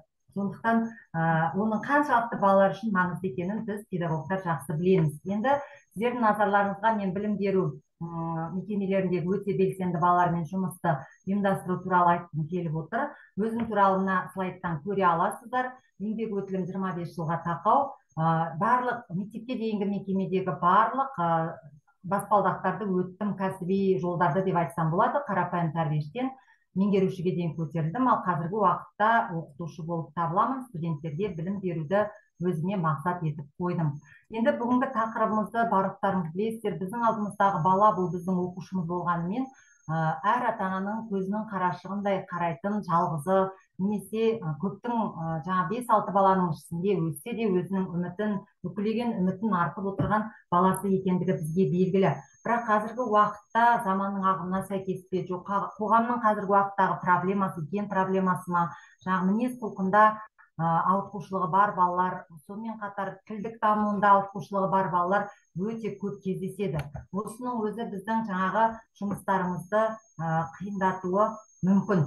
Әсіресе егер де біз жаңадан келген педагог болатын болсақ, түрлі қарапайым жағдайларда не істеуді білмей қалып жатамыз. Сондықтан мен сіздерге өзімнің көзқарасым бойынша қазіргі уақытта ерекше саналатын, өзекті саналатын осы бір тақырыпты ұсынғым келіп отыр. Бала мінез құлқындағы жағымсыз сапаларды жаңағы ересектердің шарасыздығын туындатады. Ол баланы бастапқыда біз құлықсыздығын байқаймыз, үлкендерге құлақ аспағанын, еріншектігін, ұмытшақтығын, тентектігін байқап, оған ата-ана мен педагогтар тарапынан келісімге шақыруымыз мүмкін, талап қоямыз, мадақтаймыз, жазалаймыз, тіпті дауыс немесе қол көтеретін де кездер болады. Біз оны қазіргі уақытта әлеуметтік желілерден де байқап жатамыз, иә. Бірақ бұлардың ешқайсысы бізге көмек бермеуі мүмкін. Біраздан кейін қарап отырсақ, бізге белгісіз баланың портреті пайда болады екен. Яғни тыңдамаушы, айтқанға құлақ аспаушы ғана емес, тыңдау дегеннің не екенін білмейтін балалар отыр қазіргі уақытта алдымызда. Сонымен қатар зейін қоймайды емес, оның тек зейіні өзіне бағынбауы да мүмкін екен. Еріншек қана емес, қандай да бір нәрсеге тұрақты қызығушылық танытпайтын балалар бар екен. Сонымен қатар ұмытшақ қана емес, екі бірдей талап немесе ережені есте сақтай алмайтын, яғни ересекті тыңдай алмайтын балалар қазіргі уақытта өте көп болып отыр. Бұл балаларды жаңағы педагогикалық, психологиялық зерттеулерді, әдебиеттерді қарап шыққан кезде гипергенетикалық синдром немесе зейіннің жеткіліксіздігі, өте белсенділік деген термин кездеседі екен. Бұл терминнің шығу атауы ағылшын тілінен аударылған, оны мен сізде білесіздер. Өте белсенді баламен кездескен кезде бізде ең алдымен тәрбиені қалай ұйымдастыру керек деген сұрақ туындайды. Ата-анаға не істеу керек, немесе педагогтың іс-әрекеті қалай болу керек деген сияқты сұрақтар өте көп кездеседі. Солардың ішінде жаңағы баланың қимыл қозғалысынан біз шапшаңдықты байқаймыз, қимыл қозғалыс белсенділігі, сонымен қатар зейіннің жеткіліксіздігі көрінеді екен. Енді бұлардың ең басты жаңағы себебі бұл генетикалық факторлар қазіргі уақытта өте көбейіп отыр. Инфекциялық аурулар, бас сүйекшілік қысым, туу кезіндегі ауыр жағдайлар осы балалардың мінез құлқындан туған кезден бастап ауытқушылықпен тууына алып келіп отыр екен. Бұл жағдайдағы не істеу керек деген сұрақта біз педагогикалық, психологиялық тұрғыдан баланың эмоционалды аффективті тәртібін түзетудегі негізгі бағыт қимыл қозғалыс әрекетін жаңағы түзету, реттеу деген жаңа ұсынысты айта алады екенбіз. Жұмысты 4 түрлі бағытта ұсынуға болады. Бұл диагностикалық бағыт, ұйымдастырушылық кеңестік бағыт, түзетуші, бағыттаушы, дамытушы көмек және мониторинг. Енді әр бағыттың өзінің мақсаты болады. Сонымен қатар әр бағыттың өзінің жаңағы алдыға қойылатын жұмысының мазмұны болады. Оның барлығын ұйымдастыру кезінде, педагогикалық үрдістің мазмұнын құрған кезде, жаңағы бізге дейінгі зерттеулерде көрсетілген Леонтьевтің, Елькониннің, Запорожецтің, тағы сол сияқты көптеген психологтардың негізгі ой пікірлерін негізге алуымыз қажет екен. Мысалы, соның ішінде Леонтьев айтады, баланың даму үрдісінде жағымды әсер ету, яғни баланың негізгі іс-әрекетін басқару қажет деп көрсетеді. Ал енді Елконин болса түзетуші ойындардың мазмұнын жаңа әлеуметтік қарым-қатынас қалыптастыруға бағыттау деп санайды. Ал Запорожец эмоциялар баланың тәртібі мен әрекетінде басты рөлге ие екенін есте тұту қажет деп көрсетеді. Енді жаңа жоғарыда айтып кеткенімдей, әр бағыттың өзіндік мақсаты болады. Диагностикалық бағытта мысалы бала дамуындағы ауытқушылықты, оның түрі мен формасын нақтылау, мүмкін болса невролог, дефектолог, логопед барлықтары бірге отырып талқылағаны жөн. Ал енді ұйымдастырушылық кеңестік бағытта педагогтар мен ата-аналарды өте белсенді баламен жұмыс істеу ерекшеліктерімен таныстыру, олармен бірлесе әрекет етуге үйрету болып табылады. Түзетуші дамытушылық көмек бағытындағы жұмыстарда баланың тәртібін бақылау және қимыл қозғалысын түзету, дамытушы күнделікті жұмыстарды ұйымдастыру екен. Ал соңғысы бұл мониторинг, яғни ақпараттарды өңдеу. Бұл орайда біз мониторингта бұл жұмыстың соңғы нүктесін қоюға болады деп айтуға болады. Яғни барлық 4-3 бағыт бойынша біздің қолымызда бар мәліметтерді, құжаттарды саралай келе, бұдан ары қарай не істейтіндігімізді анықтайды екенбіз. Осы орайда ата-аналарға қандай біз ақыл кеңестер бере аламыз, сонымен қатар педагогке не айта аламыз. Ең бірінші жаңағы өте белсенді балалармен жұмыс барысында жүктемесі азырақ жұмыс тапсырып, бірнеше рет үзіліс жасау қажет екен. Сонымен қатар жұмыс барысында жеке әңгіме жүргізіліп орындалуы тиіс. Әйтпесе бала басқа нәрсемен шұғылданып кетеді. Сонымен қатар белсенді баланы мадақтау, марапаттау керек. Кез келген нұсқаларды 10 сөзден асырмай айтуға тырысуымыз қажет екен. Бұл енді мектепке дейінгі емес, мектептің бастауыш балаларына арналған. Әр кезде ата-ана немесе тәрбиешіні басқарып кетуі мүмкін, сондықтан сабырлы, ұстамды және өзінің, яғни педагог өзі қандай мақсатқа жетуді көздеп тұрғанын нақты білуі керек. Сонымен қатар ойындар мен жаттығуларды іріктеп алған кезде олардың нақты ережесі болуы қажет екен. Ал енді ата-анаға біз айта аламыз, баланың барлық іс-әрекетіне қызығушылық таныту керек. Содан кейін қорқытудан аулақ болу керек.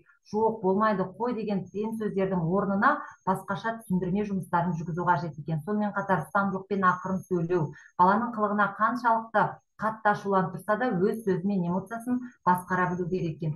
Сонымен қатар бұндағы күн тәртібін сақтау, баланың эмоциялық ширығын қолынан, арқасынан сипау арқылы басып отыру керек, және осы бағыттағы ойындарды үй жағдайында да ойнатуға болады екен. Бұндай үй жағдайындағы ойындарды бағана біздің апайымыз өте жақсы айтып өтті, яғни тамақтануды, тамаққа қажетті көмекті сұраған кезде баланы араластыруға болады. Үйдегі жаңағы ұсақ ойыншықтарды жинау кезінде немесе сурет салдырту, тағы сол сияқты түрлі әрекеттерді үй жағдайында да орналастыра алады екенбіз. Енді біздің жұмысымыз қазіргі уақытта әртүрлі бағытқа бұрылып отыр. Әсіресе ерекше білімді қажет ететін балалар өте көп. Сондықтан барлықтарымыздың жұмыстарымызда сабыр, береке, табыс тілеймін. Конференция жұмысы үшін тағы да алғысымды айтқым келеді. Рахмет көңіл қойып назар бөлгендеріңізге. Мен болдым. Рахмет. Енді құрметті әріптестер, қазір бізде жаңағы Светлана Юлиановна бізде бұл кісі тыңдап отыр ма? Қосып жібересіздер? Светлана Юлиановна. Сол кісінің бізде Қазақстанда бір осы буквограмма, әріп тану буквограммасы бізде қазақша аударылды. Кітаптың бәрі қазақшаға аударылып, бізде қазір оқу курстары болары уже 2-3 жыл болды өтіп жатыр. Сол мен кішкене осы методикамен таныстырып кетуге болады. Бұны студенттерге де, колледждағы оқып жатқан, педколледжде оқып жатқан студенттерге де оқытуға болады. Бұны әріптестер өздеріңіз оқып алып, осымен баламен жұмыс істеуге де болады. Бұл курсты сіздерге пайдасы тиеді, қалай деп айтуға болады. Бұл методика, то есть бұл коррекциялық жұмысқа келген кезде тәрбиешіге де, логопедке де, дефектологқа да, психологқа да өте көп көмегін тигізетін құрал болып табылады. Бұл әдіс дайын, ешқандай ізденіп, ешқай жерден бірдемені алып, көп материалдар іздеп, қалай жұмыс жасаймын, мынандай баламен қалай жұмыс жасаймын, мынандай бала диагнозына байланысты әртүрлі балалар келеді алдарыңызға. Сол кісілермен қалай жұмыс жасайын деп ойланбайсыздар. Бәрі осы әдіс тәсілдің ішінде тұр. Қазақша, орысша, жаңа айтты ғой, қаншама тілде аударылған әдіс. Осы әдістеме арқылы сіздер өздеріңіздің жұмыстарыңызға жақсы қолдануға болады. Қазір мен сіздерге көрсетіп кетейін деп отырғаным 1-2 методикасын көрсетіп кетейін. Бұның дискісі де бар, бұның кітабы де бар, бұның ойын құралдары да бар, бұның карточкасы да бар. Бұған жасалған әдістеме, баламен жұмыс жасанатын несі де бар, дәптері де бар. Яғни дәптер деген күнделікті аптасына 5 рет сабақ болатын болса, сол каждый 5 күнге бір жұмадағы апталық балада өзінде календарный планы болады. Яғни мынандай календарный план, пока орысшасын көрсете берейін сіздерге. Бұны календарный план дейді. Каждый бір жылға арналған. Осы календарный планды арқылы, білесіздер ме, бұрын кезінде біз осы букваграмма деген бір не болып кетіп еді ғой, бір хит сияқты. Әр жерден мұғалімдер сатып алып, әр жерден өздері бір қандай да бір нелерді сатып алып, соны қолданып, оның толық нұсқасы жоқ болып шықты. Ақыры солмен қазір бұл тоқтады. Осы менің как педагог-психолог болып әртүрлі оқыту орталықтарымен мұғалімдерді оқыту саласында осы Москваға барып, осы кісінің методикасын Қазақстанға алып келіп, соавтор болып, қазақшаға аударып, мұғалімдерге ұсынып жүрген бірі боламын. Қазір өзі де бізге чатқа қосылады. Светлана Юлиановна, вы тут, да? И сол кісі де қазір өзі де қосылып айтып отырады. Қандай да сұрақтарыңыз болса, орысша да, қазақша да айтуға болады. Егер сіздерге бұл қызықты болатын болса, қазір мен... Жанар Маратовна, я здесь. А вы тут, да? Я в букваграмме. Егер мынау календарный планмен жұмыс істейтін болатын болсаңыздар, міне күнделікті мынау дүйсенбіден сенбіге дейінгі жұмысты, баланың жұмысы қадағалауда болады. Яғни балаға тапсырма бересіздер, осы тапсырманы беру арқылы бала өзінің күнделікті сабақта да, үйде өзінің әртүрлі қандай жұмысты тапсырдыңыз, соны 5 минут сайын орындап отыру арқылы бір жылдың ішінде, яғни қандай да бір диагнозды, гиперактивный балалар, немесе жаңағы слишком, бізде бар ғой балалар андай қозғалмайтын, қалай деп айтады? Өте қозғалғыш. Өте қозғалғыш балалар бар. Одан кейін де бізде андай қабылдау төмен балалар бар. Сол балалардың осы тапсырмалар арқылы жұмыс істеуге өте қолайлы. Яғни бұл тек қана мына жерде каждый задание, мына жерде бәрі жазылған. Бұның бәрі қазақшаға аударылып, мен қазір қазақшаға айтып отырмын ғой, қазақшаға аударылып, типографияда басып, бұл сіздерге қолжетімді болады. Қолжетімді болады, және сіздердің жұмыстарыңызды жеңілдетеді. Яғни бұл күнделікті, каждодневный жұмыстарыңызды, өзі барлық жұмыстың бәрі мына жерде жазылған. Сіздерге ешқандай қиналып, бірдемен ойластырып, мына ойынды қайдан алам, мына жерден қайдан алам, тәрбиеші болсаңызда, воспитатель болсаңызда, логопед болсаңызда, дефектолог болсаңызда, психолог болсаңызда, кез келген жерде осымен жұмыс істей беруіңізге болады. Бұдан сіздер обязательно бұл жерде сіздер 3 методиканы бірдей қолданасыздар. Яғни бұл жерде логопед бола аласыздар, бұл жерде сіздер дефектолог бола аласыздар, воспитатель бола аласыздар, бұл жерде логопед де бола аласыздар, и және тәрбиеші де бола аласыздар. Яғни 4-5 қызмет атқара аласыздар осымен. Қазір енді Светлана Юлиановна өзінің автор ретінде өзі де көрсетіп айтып кетеді. Бұның нақты нұсқасы бар. Мына жерде даже қалай жазу, көркем жазумен қалай балаға жазуды үйрету керек. Мынандай методикасы бар мінекей. Әр әріпті, қазір мені Светлана өзі де көрсетіп кетеді. Мына жерде біз оқытқанбыз бұны осы Астана қаласында 2019 жылы пандемияның алдында біздің қыздар оқып, осының қазақша нұсқасында алып кеткен бізде қыздар. Мына жерде қазір мен орысша нұсқасы, әріптер қазақша, әріп 32-42 әріптің бәрі бар. Мінекей, әріптердің бәрі бала қалай жаздыру керек, қалай бұның бәрі қалай балаға түсінікті қылдырып, уже сіздер баланың дәптермен жұмысын, дайын дәптер, жазу білмейтін, оқу білмейтін, бірақ жасы өзіне, например, оқу деңгейі өзінің жасына сәйкес келмейтін балаларға өте қолайлы. Например, бізде бар ғой, 6 жаста отырады, не жазбайды, не түсінігі жоқ, не түсінігі болса да, жай инклюзивный балалар бар, оқыту. Вот осы методиканы сіз соған қолданғаныңызға өте қолайлы. Сосын кейін балада ойын методикасы бар, мына жерде мінекей тура осы ойын методикасымен де сіздерге қолдануға болады. Бұл өте оңай. Бұл жерде как балаларға қызықтыру ретінде мынандай мінекей пазл ретінде жасалынған. Әр ойынның өзінің тапсырмасы бар, сол тапсырма қызықты түрде өтеді. Мінекей дискі бар, дайын қалай өту керек, қалай жазылу керек екен. Осы жерде мінекей балаларда бұл жердің бәрінде тек қана ойын болғанда да бұнда балаларды оқытасыздар, бетіне жазғызасыздар, и балалар уже әріптерді айтып отырады.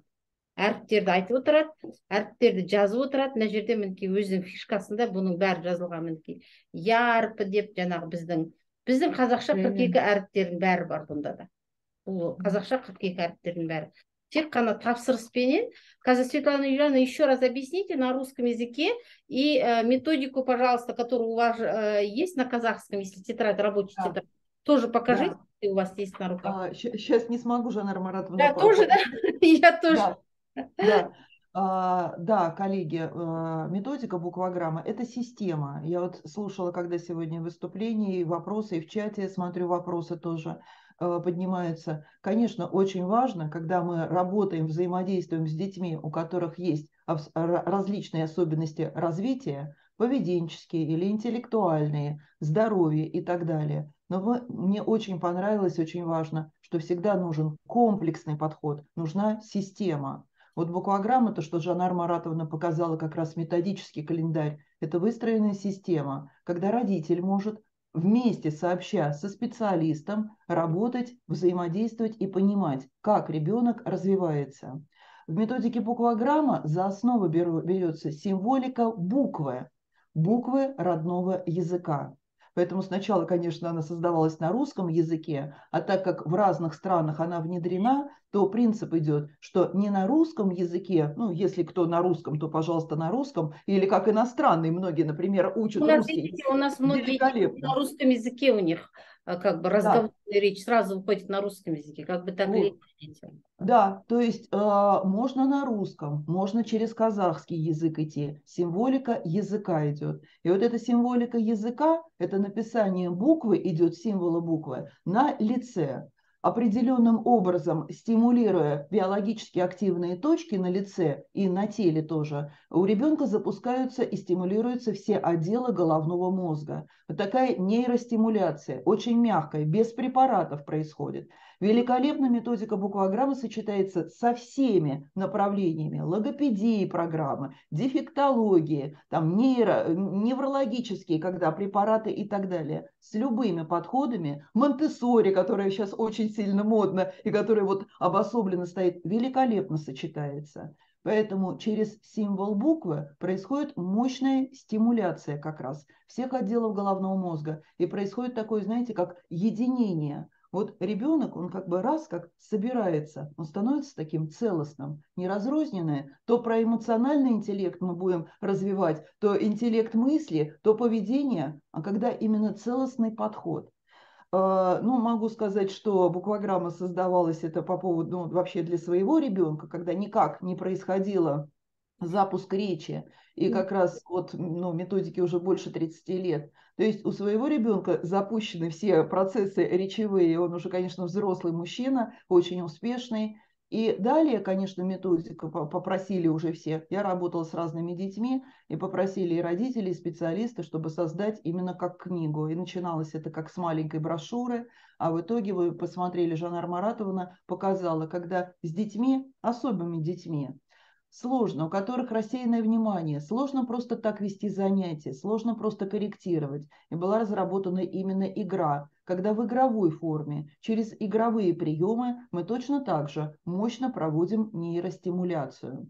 Поэтому вот через казахский как раз язык можно тоже все прекрасно проработать. Есть специальные рабочие альбомы, где идет символика. Можно английский прорабатывать, можно любой другой язык прорабатывать. Ну, например, как тоже изучение иностранного языка.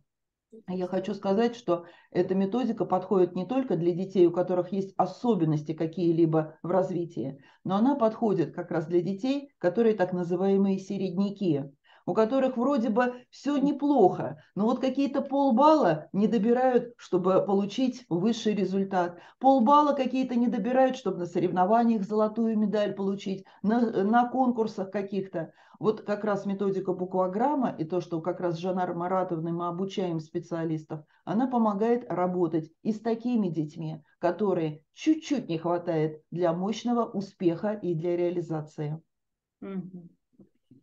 Құрметті әріптестер, бүгінгі біздің мынау буквограмма несіне тақыр методикасы бізде сайтта бәрінде бар.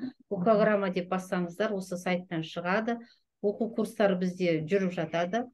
Поэтому бізде қазір, например, осыны қолданып жүрген балабақшалар бар, осыны қолданып жүрген психологтар бар, дефектологтар бар, логопедтер бар. Ол кісілердің отзывтарын бәрін біз сайтқа қоямыз, и сіздерге осы Қазақстанда қолжетімді деп ойлаймын. Тыңдағандарыңызға рахмет. Спасибо вам большое. Спасибо большое, Жанара Маратовна. Спасибо. Так, бізде енді қазір да. Конференция. Да, наша работа конференции была рассчитана до 4 часов. Как мы сказали, что наша конференция проходит в онлайн-режиме, дистанционно. И вот сейчас мы смотрим, какие вопросы у нас были. И так, спасибо большое. Бағасы қанша дейді? Оны енді ақылдасып айтамыз, бұл аса қымбат методика емес. Былтырғы жылдан бізде оқытқанда мұғалімдер 30-35 мыңнан оқыған. Оны кітаптары отдельно өздері кісіден заказ бересіздер. Сайты бар өзінің. Бұл сайттан заказ беріп алып отырасыздар. Сіздерге тек қана сертификатпен оқу курсын өту керек. 3 күндік оқу курсын. Сол бүкіл мәліметтерді біздің сайтқа кіріп, біздің чатқа кіріп, сұрақтарыңыз болса, комментариялар болса, бәрінде онлайн жасай аласыздар. Осымен біздің халықаралық конференциямыз жұмысын аяқтайды. Барлық қатысушыларға алғыс білдіреміз. Сіздерге үлкен рахмет. Осылай бізге белсенді қатысып, біздің конференциямыз себепшісі болып жатқан. Өйткені бұл конференцияның сұрауы өте көп болды. Бізде осындай шаралар өтіп тұрады, курстар болып тұрады, вебинарлар болып тұрады, семинарлар болып тұрады. Соған біздің қатысушылар көп осындай сұраныс жібереді, осындай өздерінің айтылатын әртүрлі пікірлерін білдіріп жатады. Осы үшін сіздерге әрине үлкен рахмет. Өйткені барлығымыз бірлесіп жасап жатқан жұмысымыз керек деп ойлаймыз. Біздің жастарымыздың дамуында, біздің осы білім беруде және осындай ағартушылық жұмыстарымыз тағы да болашақта бола берсін деп айтамыз. Енді осымен жұмысымыз аяқтаймыз. Барлық материалдарды біз осы жиналған мақалаларды жинақтап, біздің материалдарымыз типографияға жіберіледі.